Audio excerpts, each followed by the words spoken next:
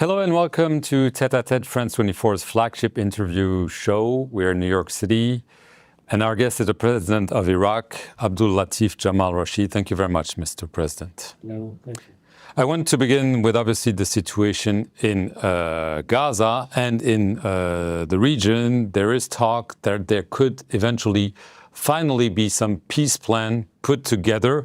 Do you have any hope, or do you think the situation is going to continue to get worse for the people of Gaza? Well, this situation cannot continue forever. Every day slaughtering children, civilians, people without food, without medicine. Obviously, I'm hopeful. I hope it will, this plan and this suggestion, which has been now agreed by 142 countries, will eventually be implemented.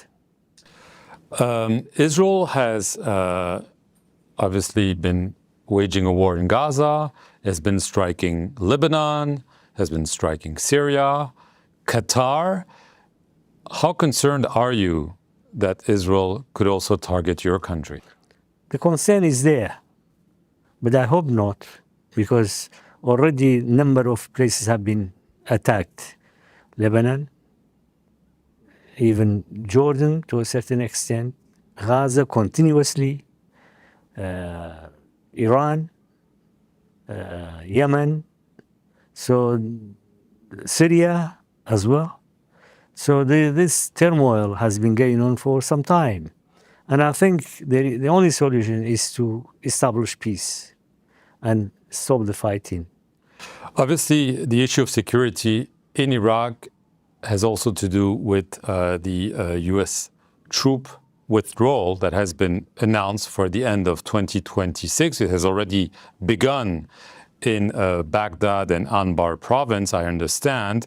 How concerned are you that if the U.S. troops withdraw, the security situation in Iraq will get worse? Well, the U.S. security in Iraq is by agreement by Iraqi. It's a mutual understanding between the United States and Iraqi government. And if they stay or remain, and if they leave, it has to be by agreement by two sides. The number of troops, U.S. troops in Iraq is much less than what it was. We are grateful for American help and American presence, especially the troops in fighting terrorism, in fighting outlaws for a long period of time. But probably now we have reached a stage, I think we don't need multinational forces or American forces for a long period of time. And this is really up to the two sides to decide when to leave and when to withdraw. But some Iraqi politicians or security officials are concerned that if the U.S. troops withdrew, like they did a decade or so ago, groups like ISIS or other could re-emerge, take advantage of the void. Well, you don't have to listen to every politician. This is What the is your decision, opinion? My opinion is the decision by the two governments. Yes, but Daesh could return. At this stage, no. Why I not? think because Daesh has been defeated badly, and all our borders are controlled, and we are observing the movement of any terrorist organization in the area. Speaking of people who were captured at the time, there is the issue of people who were arrested and kept in Syria, especially the Al-Hol camp. I understand Iraq has been taking back many of the people. Now there's a whole movement, including some foreigners, including very recently 47 French citizens. Why is Iraq doing this, and why do you take foreigners back in Iraq and not send them to their own country? No, you are quite right. We have taken serious actions to really limit the number of the people in whole prison. We have taken all the Iraqis, their families, and all the Iraqis back to Iraq. They're all back now. Yeah, all the Iraqis are back.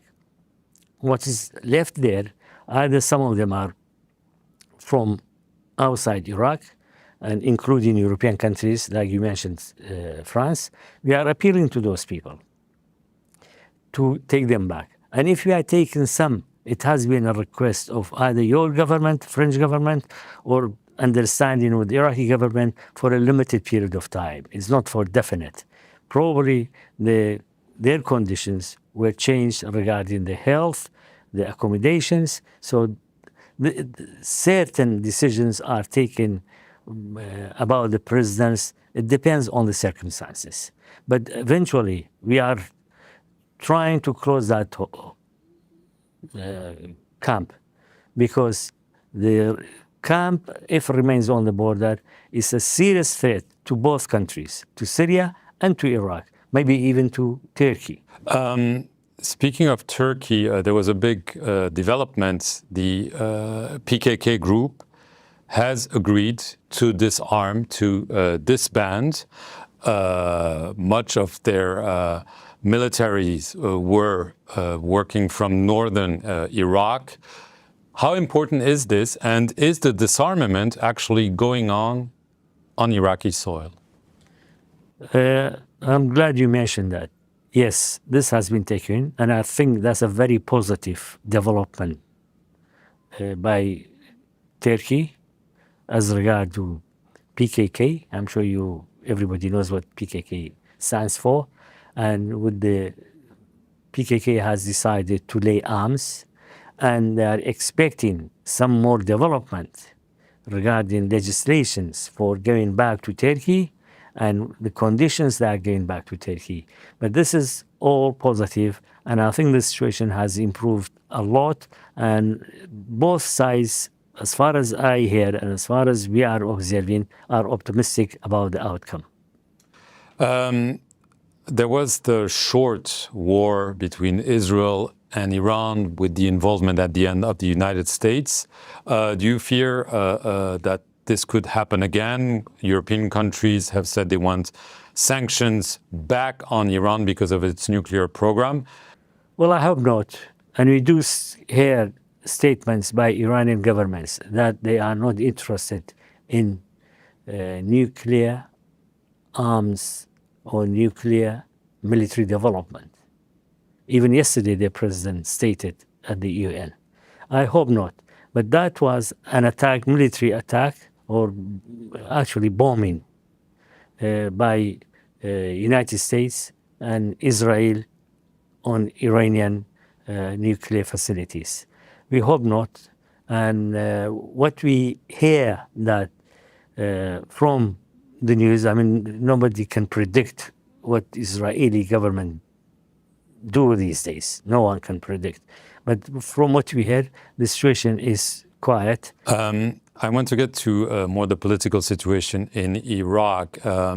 There is the issue of the Popular Mobilization Forces, PMF, the militias, as they're sometimes described. There was supposed to be a law to make them more formally part of the state. This was withdrawn because of U.S. pressure. Do you regret that this law has not been passed? And do you believe that they are, as the U.S. say, a problem, a destabilizing force for your country? It is not a militia force.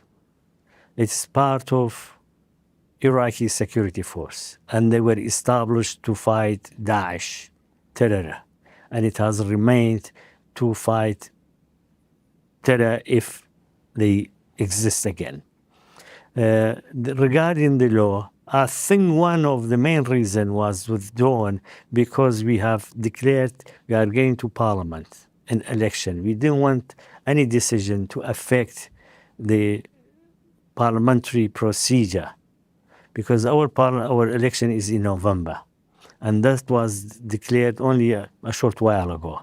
So I think we need a law either to keep it as a one unit or to include it within the Iraqi army. But you know that the U.S. was against this because they considered that they're not part of Iraq's security apparatus, that they are pro-Iranian groups that are destabilizing Iraq on behalf of Tehran. Some of these are comments. You disagree with that? Because it is part of Iraqi security forces. We have security forces similar to Iraqi army, similar to Peshmerga, which is part of Iraqi security forces. Speaking of Peshmerga, there have been tensions for many years, including recently between the Kurdistan regional government and the central government in Baghdad, disputes over the payment of salaries of civil servants, over the possibility to export oil from Kurdistan to Turkey. There have been negotiations. Are the problems between Erbil and Baghdad about to be solved once and for all? Well, I don't call it tension. I call it sometimes disagreements. Kurdistan regional government is part of Iraqi Republic, and the federal government is continuously in touch and in talk and dialogue, whether you call it negotiation or just dialogue, with the KRG and the central government. But I have some good news for you. I think yesterday or the day before yesterday, they reached a final decision to export oil. And I'm sure by exporting oil and the pipelines, if they deliver oil, then the problem with the salaries and with the financial situations for KRG can be easily solved. Last question, Mr. President.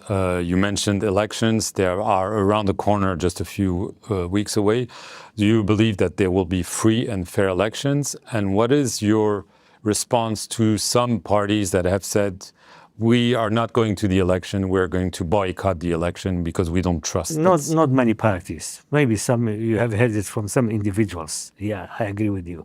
But really, majority of the population have accepted to go for election, and we are making sure that this election is fair, democratic, and observed by a number of organizations. And it's my duty to make sure that the election is going to be fair and clean and democratic on the time which we have decided to have election. Mr. President, thank you very much for being our guest here on France 24. And thank you for watching this edition of Tête à Tête from New York City.